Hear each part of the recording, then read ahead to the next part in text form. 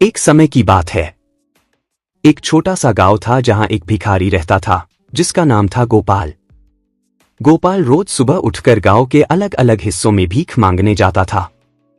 उसका जीवन भिक्षा पर ही निर्भर था और गांव के लोग उसे पहचानते थे।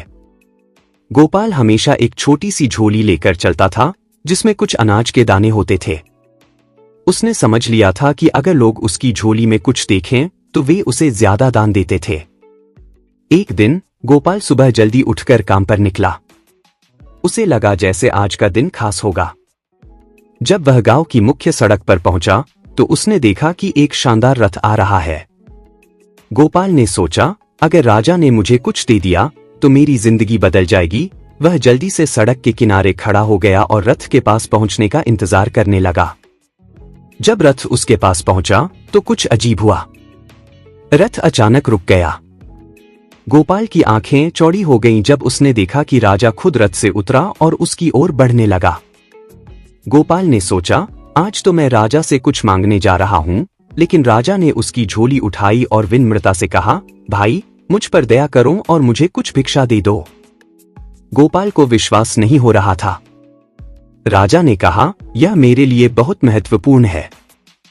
हमारे राज्य पर संकट आ रहा है और ज्योतिष ने कहा है कि मुझे पहले व्यक्ति से भीख मांगनी होगी जिसे मैं सुबह देखूं।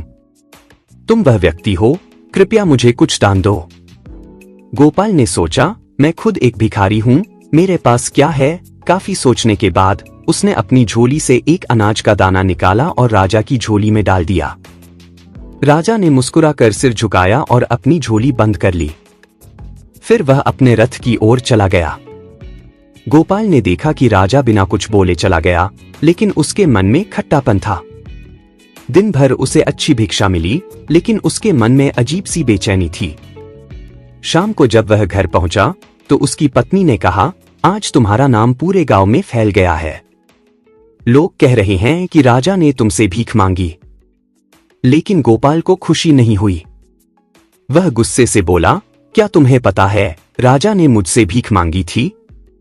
मैंने उसे केवल एक दाना दिया। अगर मैंने उसे ज्यादा दिया होता तो शायद मेरा नाम और बढ़ता। उसने अपनी झोली गुस्से में उठाई और उसे जमीन पर फेंक दिया।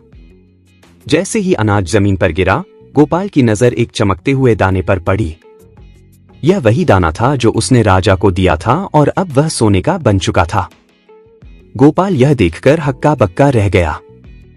वह सोचने लगा, अगर मैंने राजा को सिर्फ एक दाना देकर सोने का दाना पाया है तो अगर मैंने उसे ज्यादा दिया होता तो मेरा जीवन बदल सकता था।